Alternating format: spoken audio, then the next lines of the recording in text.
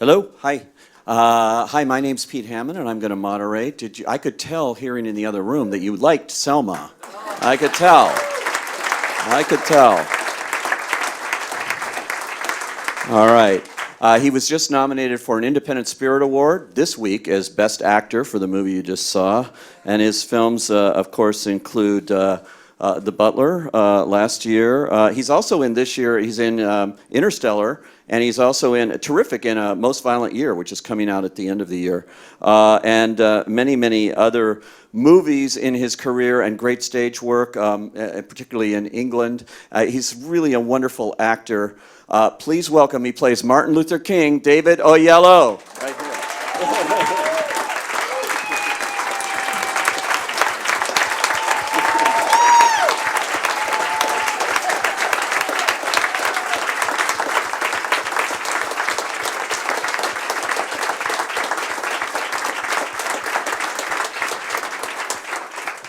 All right, congratulations on this, because we were talking in there. You were saying that it was a short time once you started shooting the movie to now that it's being seen, just like you just finished it last July, I guess, the film, something like that? Yeah, it was crazy, really. We wrapped on the 2nd of July, so how many months is that? Not many. And between first day of principal photography and the first time I saw the film, which was about 2 weeks ago, was 6 months. So it was a pretty crazy turnaround. It's amazing, yeah, unusual for a film, but this was a long, long journey for you personally to get this up on the screen. What about 7 years, 8 years you've been? Yeah, I first read the script in July of 2007, to the point whereby the first audition tape I sent in was a VHS. So, so that illustrates how long it has taken. So yeah, but no, the film was on the blacklist in 2006, and I first read it in 2007, only 2 months having moved here from the UK, and I read it and just knew I was going to play this role. How did you know that? How did you? Oh, it's always a tough question, this, because it's a weird answer. Basically, God told me I was going to play this role. I was in a time of prayer at the time, and that's the only way I would even contemplate the idea that I would play Dr. King. I had not seen this man, growing up or in my younger years as an actor, and thought, oh yeah, I can see the resemblance. I could throw down a bit of King, I had not thought that, and being a British actor as well, I had done no Hollywood films, American films at that stage. But on the 24th of July, 2007, I heard that very clearly, and I know that voice, and so unfortunately for me at the time, the director didn't agree with God. But said God's not on our list of casting directors here? Yeah. So I wouldn't recommend that to anyone, going in and saying to the director, well, the Lord told me. Doesn't work. But from that moment, it lodged in my spirit in a way that even the rejection at that point, I would be lying if I said it didn't faze me, but I just knew somewhere, somehow, this is in my future. So that's when it began. And you never gave up. You just kept persevering no matter what, because there were other directors involved. Certainly, before Ava DuVernay got involved. Yeah, I mean, that first director, who shall remain nameless, Stephen Frears,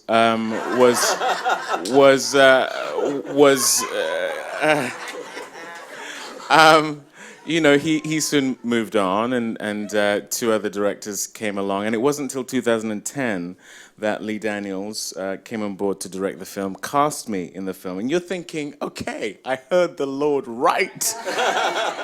And then we just couldn't get the film made. Every time a director came on board, the amount of money that the industry, the whatever you want to call it, said we could make it for was always about 20% less than what the director wanted to make it for, or felt they could make it for. And so Lee and I went off and did The Paperboy and The Butler instead, and Lee felt he had done his civil rights movie. And in the meantime, I had worked with Ava DuVernay on a tiny but beautiful film called Middle of Nowhere. And thank you, some hardened indie film watchers in here. And this woman to me is a genius. I think her ability with characters and her ability with characters of color, the fact that we are able to transcend all the preconceptions of what tends to be what we get to do on film, just made me feel like she was perfect. So I lobbied pretty hard to get her on the film. And so it went from me being rejected from the film to being the one to bring on the director. Get it. Wow. You should have a producer credit on this. I know. I know a lot of producers who have credits that do a lot less than that. I know. All right, so we have a room full of actors. Talk about the process of creating this performance of Dr. King. You put on the weight and the hairline and the whole thing, but where did you find this? Where did you find Dr. King in your performance here? I've had this weird theory for a while, and it came to me after I watched Guys and Dolls with Marlon Brando and Frank Sinatra. And I think in that film, you see cinematic actor transitioning. We came out of the silent era, which was about physical demonstration, telling stories through the body. And then we went into the talkies, and there was a residue of that sort of physical expression, the voice, a projection of what we are as human beings. And in Guys and Dolls, to me, you see us transitioning from physical expression to emotional expression. Talking to the audience through the soul.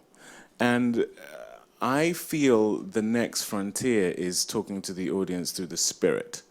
I'm a big believer in the fact that we all have a spirit. And so I decided with this I was going to take a gamble. I would do all the work, put on the weight, do all the research, talk to as many people as possible, and then dare to open myself up and see what happens.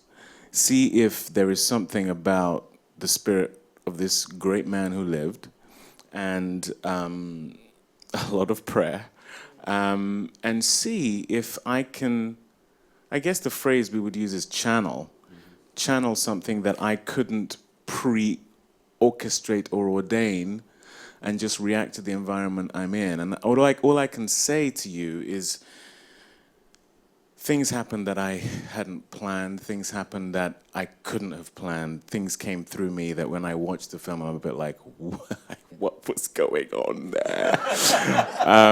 And I truly believe that's the new frontier. I mean, I think if you see Dark Knight and you see Heath Ledger's performance in that film, something's going on there that is, I mean, he's gone somewhere. So that's what I tried to do. In the speeches, what kind of research did you do to get that kind of pattern down and things that we recognize? Of course, his greatest speeches weren't even the ones that we now look at as his greatest speeches, I don't think, I agree, yeah, I agree.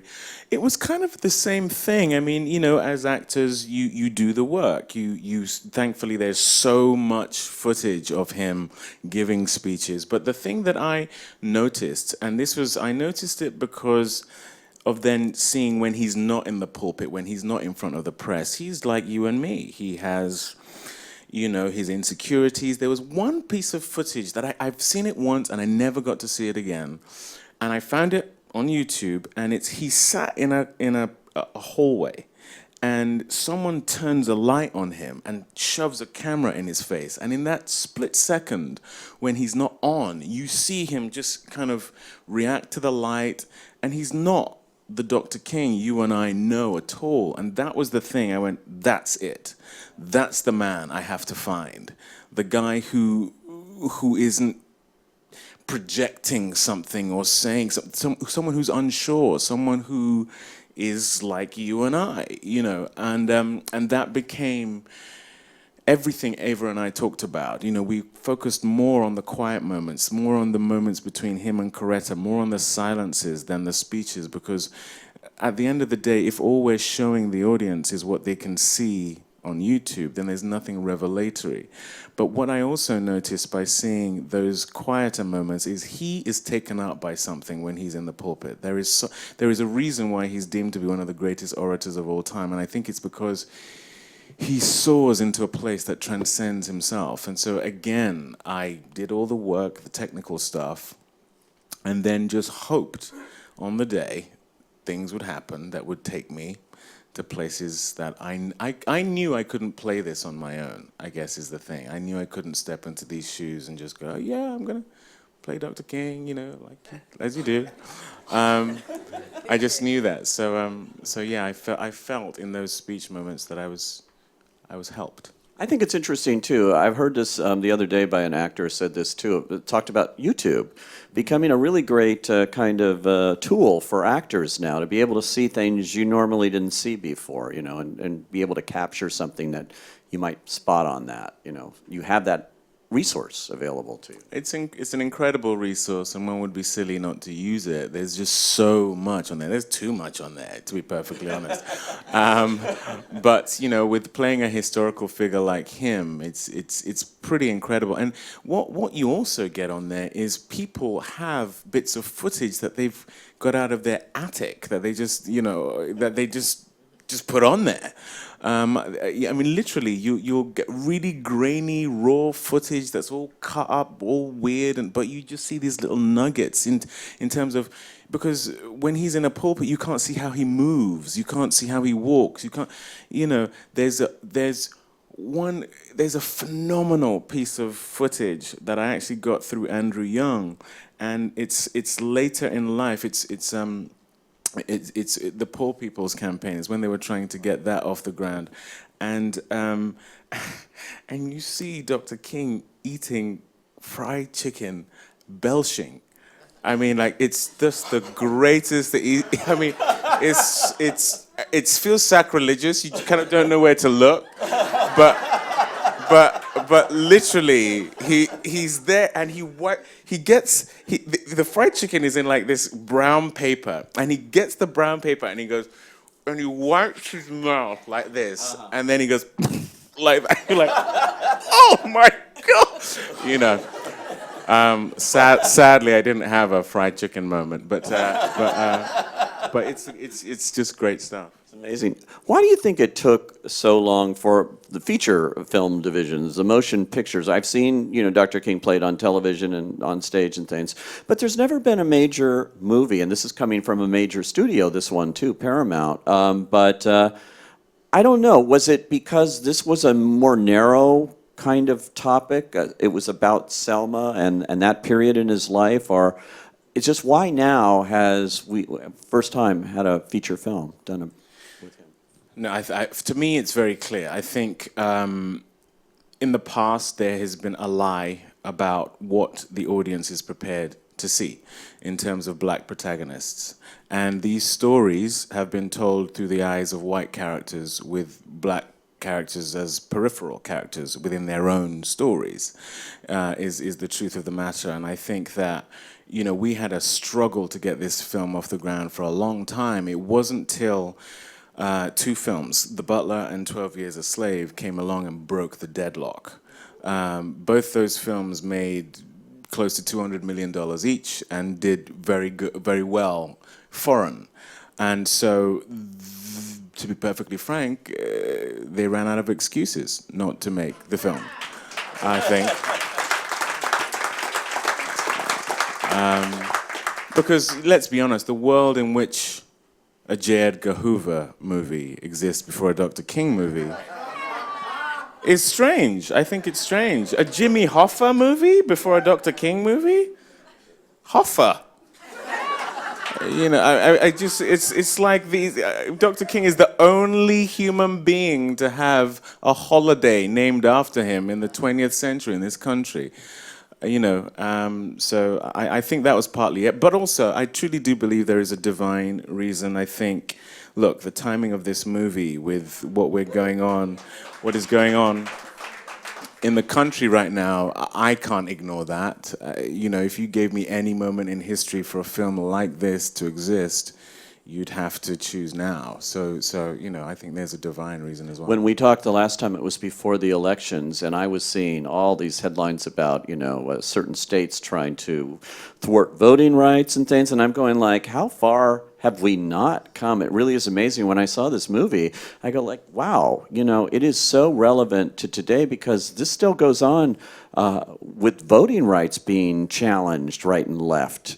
You know, it's amazing. We thought we were beyond that, and you know, and what they fought for in Selma, we thought achieved that. Obviously, it didn't. Well, that's the lie, again, that's being told, is that the reason to take Section 5 out of the Voting Rights Act, which was won during this campaign, is because the country has changed so much that you no longer need federal rules to dictate what certain states can and cannot have by way of how you can vote. Well, you only have to watch this film and juxtapose it with Ferguson to see that, yes, things have changed, but not that much. You know, certainly not enough to warrant changing the Voting Rights Act. I mean, within 2 hours of that, of that being implemented on June 25th of last year, Texas changed its rules within 2 hours. That tells you that there are people waiting in the wings for 50 years to bring back things that had been fought, died for. It's really,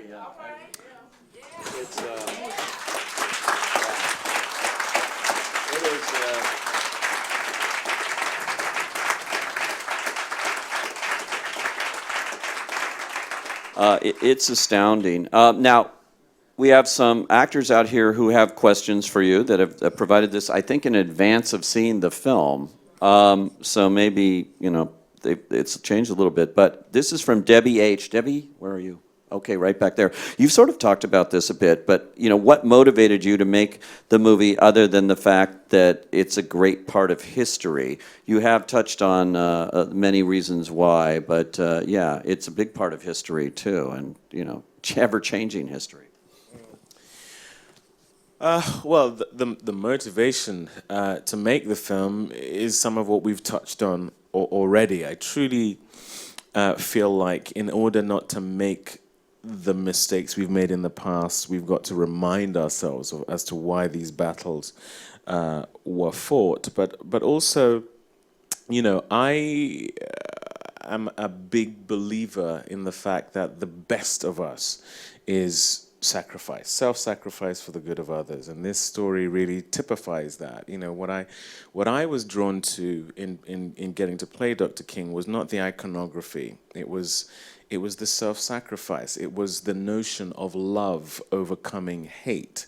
You know, that is such a powerful idea in the face of so many years of oppression and denigration. You know, I'm from, my parents are from Nigeria, and I lived in, oh yeah, my brother, my sister, how now?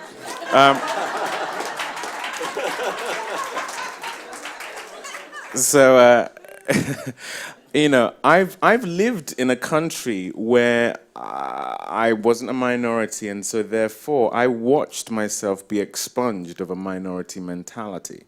To live somewhere where every opportunity available to every human being is at your disposal is a very different thing than when you live in either the UK or especially in America. When you wake up every day, you look at yourself in the mirror and feel a need to put on your battle armor to get through the day, it does something to you.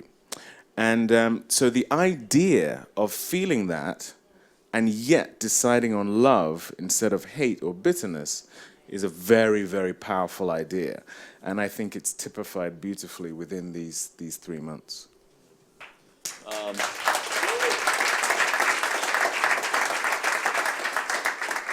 Okay. All right.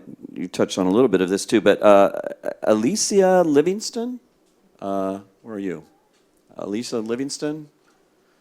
Somewhere. Okay. Yep. How much of your preparation was devoted to watching footage, which you talked about, and reading his essays versus using a script? That's an interesting question. You know, when you have so much material out there that you can go to that's not in the script, how much did you use, particularly the essays they're asking about? I read absolutely anything and everything I could get my hands on. But what I ultimately had to do was to find the human being underneath all the intellectual ideas. No one is going to watch a film, I think, and want to come away with what's going on in the head. What we gravitate towards is what's going on in the heart. And so I imbibed all the stuff. I ate the chicken and spat out the bones, so to speak. I sort of let it all go in there. And those sort of came to bear more in the scenes with Johnson and the fervency with which he would politically be able to argue his case. But actually, I came to the point whereby I was just so much more interested in who he was as a man. You know, what I found out was he suffered with intense guilt at the harm being meted out to people, the death. Jimmy Lee Jackson's death, as you can imagine, just slayed him because the strategy was we have to show the world how bad things are, and the way you do that is to shake the hornet's nest, make these racists act out with the press and the cameras rolling. And if you're going to advocate that, people are going to get hurt, they may well get killed, and it is at your behest. It had the desired effect, but my goodness, I mean, his health was failing him at that point. The death threats were constant. And not just him. I have 4 kids myself. It's one thing if you threaten my life, but if you're telling me you're going to harm my children and my wife while I'm away from them, I mean, you have no rest. And so to answer your question, in many ways, that was sort of preparation that was more about just let that hover. What had to all happen is, how does this affect the heart? How does this transmit to you in the audience? How do you watch this and go, what would I do? Because the mistake would be, oh, Dr. King on a pedestal, icon, historical figure. No, no, no. Who is the human being? What would I do in his situation? And Don, what was the biggest challenge you faced in making this film? There were obviously a lot of challenges, but maybe from an actor's point of view, what was your personal biggest challenge?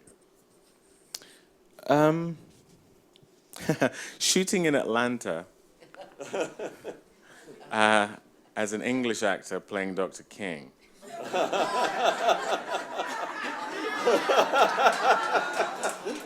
Yes. That's challenging.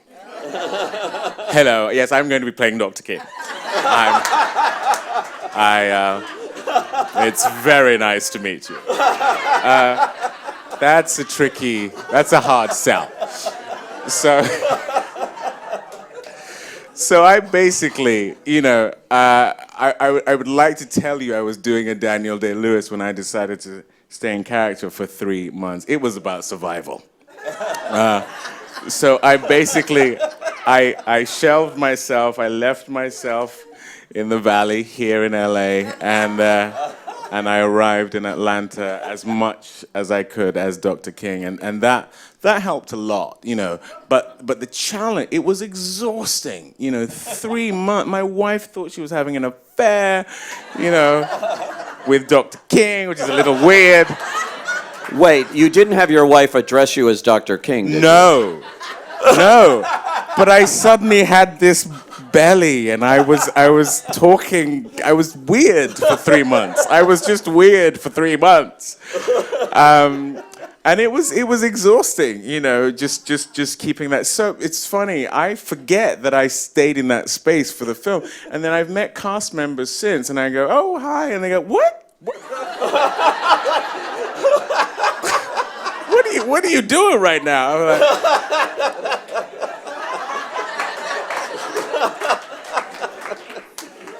That's funny. Okay, I don't. Ihuoma, I-H.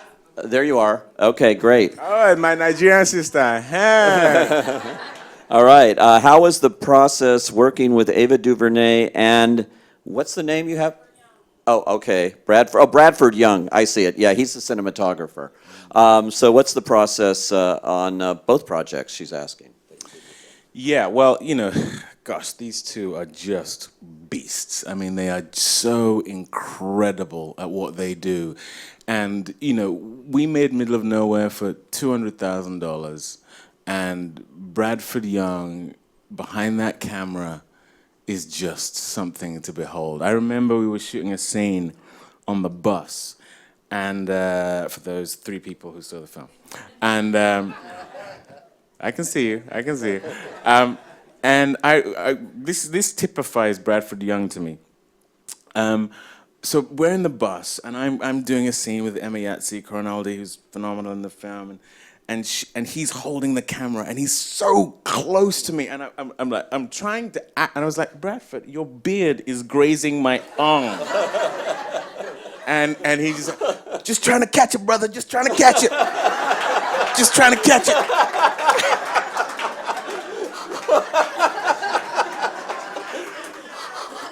And I've done 3 films with Bradford Young. We did A Most Violent Year, and then we went on to some, and it's the same. He had that camera mounted on him every day. He had to have chiropractors and massage because he was just like, he bent his back out of shape so much because he's just trying to catch it. And so, it's just like do or die type of stuff. And it's the same with Ava, just tireless pursuit of truth. And that's what I try to do as an artist. So, with those guys, we are just in pocket. It's just like everything we do goes through that filter of what is the truth. And that you don't get that everywhere. So, I just love them as collaborators because it just feels so right. Okay, now you touched on Ferguson here, but this is a direct question about it. Paulette Irons? What is it? Ivory. There you go. I have a hard time with writing here. But your handwriting is very good, actually. This movie is timely with what's happening in Ferguson. Do you have any thoughts on how we can learn from Selma today, from the actual events in Selma?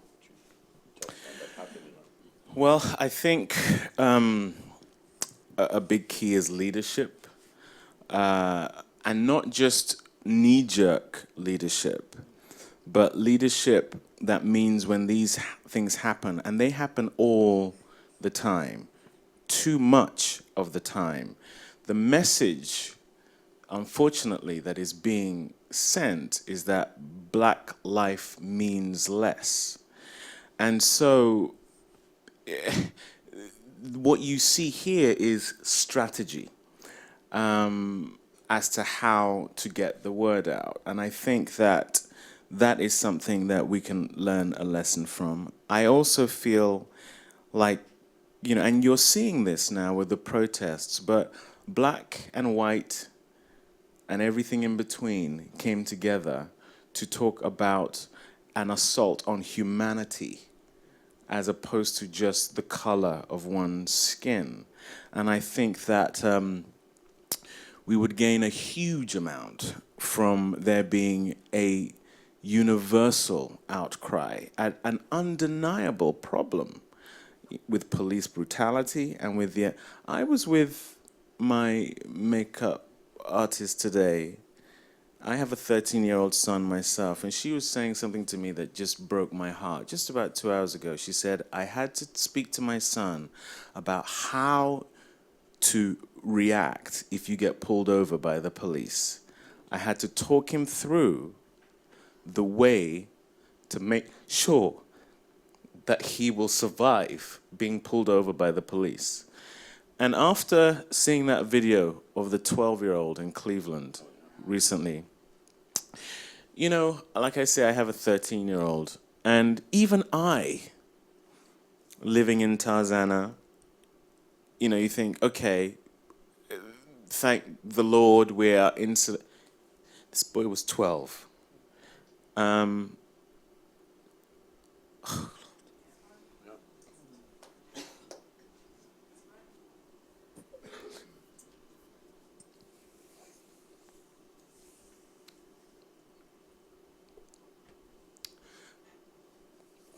Sorry. But it has to be love. It has to be love in the face of hate and injustice. It has to be. We cannot allow the pain and the suffering and the injustice make us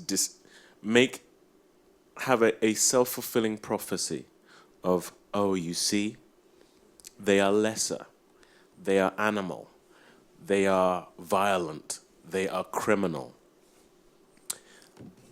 Love is the only way, and it has to be a love that just bleeds through the race lines, the economic lines. It has to come down from government, it has to come up from the streets. And ultimately, like Dr. King said, you will shame people into having to look at themselves in the mirror. Ultimately, if you continue to throw love at, it's very hard. It's very hard for me. Having played this man and what he was subjected to in terms of hate. But that's the thing I've learnt through playing this man. It's not about me. It's about generations and generations to come. And the thing that we do best, the best of us, is love. Wow. You know.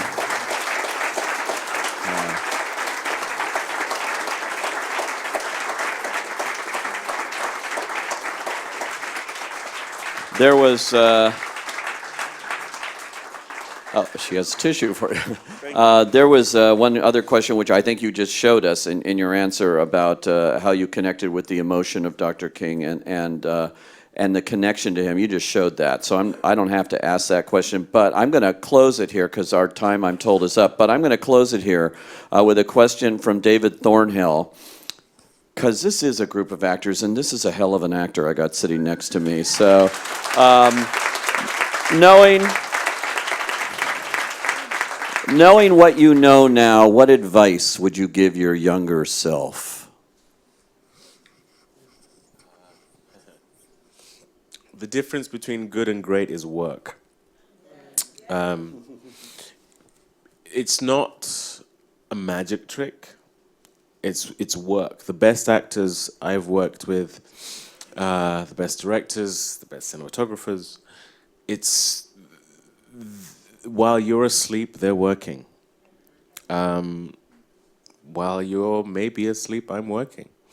And that's the difference. We are so blessed to have keys to the truth. I heard Harry Belafonte say something beautiful the other day. I think he was quoting someone else, but he said it so beautifully that artists are the gatekeepers of truth. And that, to me, is sacred. I think of this as a craft. I trained to do it. I spend a lot of my time studying it, trying to get better at it. I consciously look for the best directors, the best material, and I go after them fastidiously. I would much rather do a scene under the gaze of Steven Spielberg or Christopher Nolan, which I've done, a scene, because you learn more in that one scene than 5 bad movies in which you're playing the lead with bad, you erode your talent by being in things that are lesser than your talent. And so I've always lived by this, but what I would say yet again is it's the work, and you are only as good as what you subject yourself to by way of material, the people you work with, and the parts you accept. So bet on yourself is what I would say. Great advice. Let's thank David Oyelowo right here.